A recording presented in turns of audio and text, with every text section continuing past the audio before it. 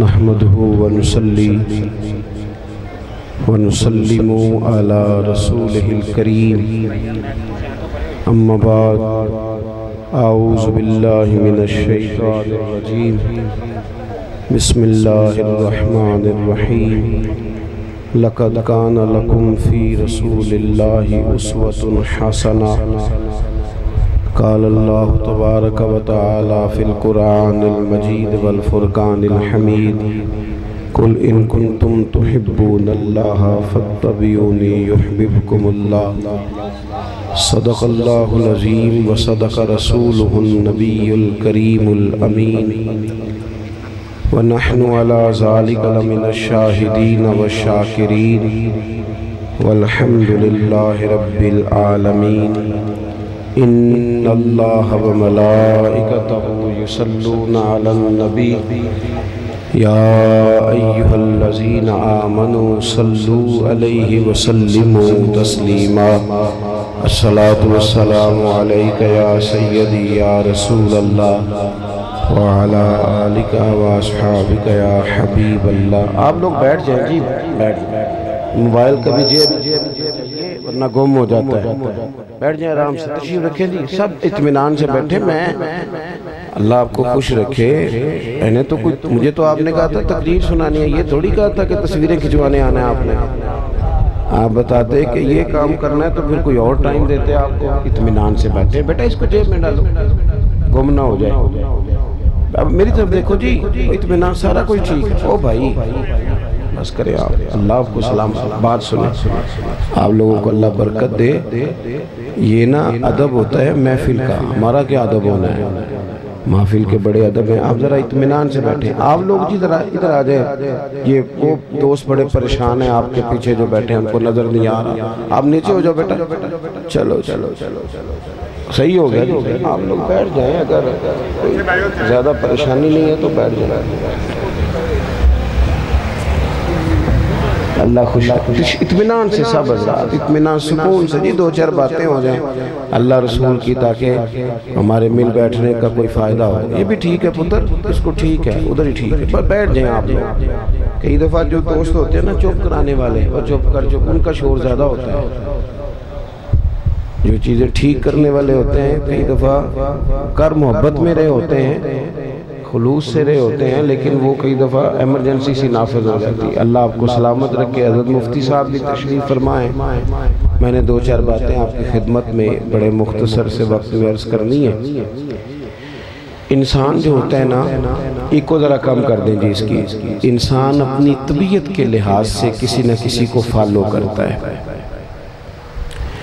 اس کا مزاج ہے۔ ہم جو لفظ بولتے ہیں نا، جو ہماری زبانوں پہ جملے ہوتے ہیں،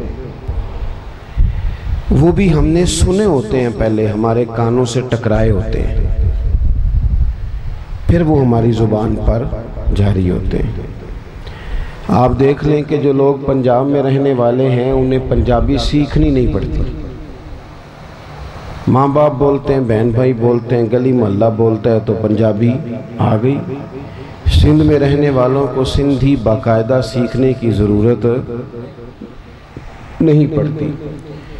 انسان کا جو ماحول ہوتا ہے وہ اس پر پورا اثر انداز ہوتا ہے، انسان اسی کو فالو کرتا ہے۔ بہت سارے لوگوں کے کھانے پر تنقید کرتے ہیں۔ یہاں سے وہ سفر کر کے 100-200 کلومیٹر کسی اور شہر میں چلے گئے تو ان کا یہ خیال ہوتا ہے کہ یہ انہوں نے مرچ زیادہ ڈال دی، حالانکہ وہ لوگ جب یہاں آئیں گے تو وہ کہیں گے انہوں نے تو مرچ نہیں پوری کی۔ دونوں ٹھیک کہہ رہے ہیں۔ اصل مسئلہ اس کو اس طرف کر دیں جی، پنکھے کو اس طرف اس کا منہ کر، جزاک اللہ۔ تو وہ دونوں ٹھیک کہہ رہے ہوتے ہیں، صرف اتنا مسئلہ ہوتا ہے کہ ایک علاقے میں قبیلے میں مرچ ذرا زیادہ کھانے کا رواج ہوتا ہے، شروع سے ان کا یہ ذائقہ ہوتا ہے، اور ایک علاقے میں ذرا رواج کم ہوتا ہے۔ آپ ملکوں میں سفر کریں تو بہت سارے لوگوں کو آپ دیکھیں گے، کہیں گے یہ کیا کھا رہا ہے، یہ کیا پی رہا ہے، یہ اس نے کیا پہنا ہوا ہے۔ ہمارے ہاں اس کا رنگ گورا ہو اسے خوبصورت کہتے ہیں، اور افریقہ میں جتنا زیادہ کالا ہو اتنا زیادہ سونا کہتے ہیں اسے. ان کی نظر میں وہ خوبصورتی ہے. تو انسان ہمیشہ اپنے ارد گرد کے ماحول سے سیکھتا ہے. ہم نے بھی تیزی سے سیکھا ہے.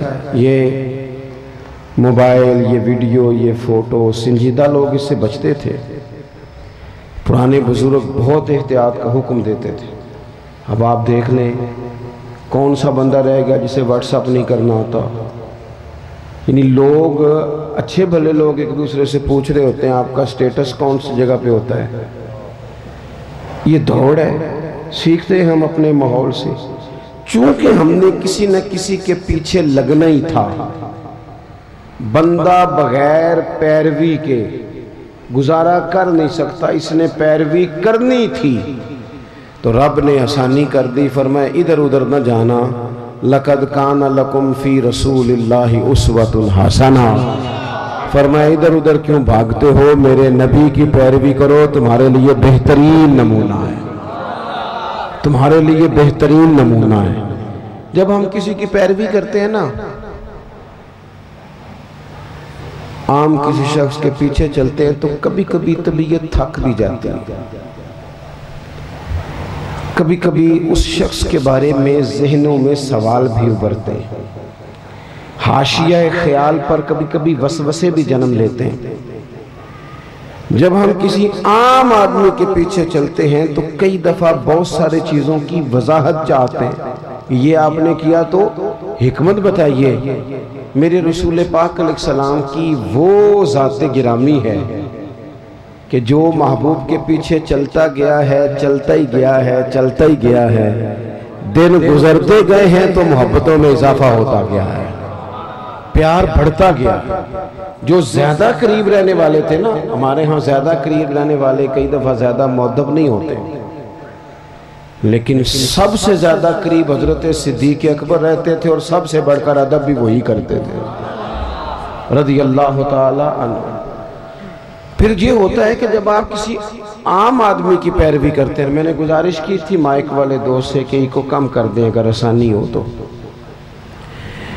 جب ہم کسی عام آدمی کی پیروی کرتے ہیں تو کبھی کبھی ہمیں افسوس بھی کرنا پڑتا ہے.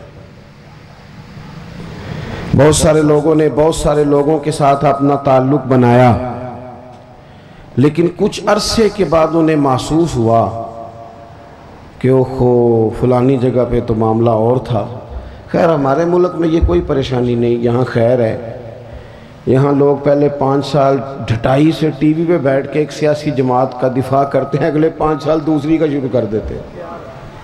اور ڈھٹائی کے ساتھ، دلیری کے ساتھ آپ ان سے کہیں کہ آپ پہلے تو وہاں تھے، تو کہتے ہیں اس وقت بھی میں ٹھیک ہی تھا، آج بھی میں ٹھیک ہوں. ایسا ظلم ہے.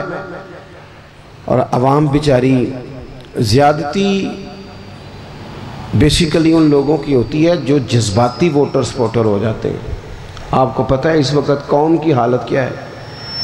اس وقت غریب آدمی جو ہے نا بیچارہ، اس کے لیے 2 وقت کی روٹی اور ضروریات زندگی مشکل کر دی گئی ہیں.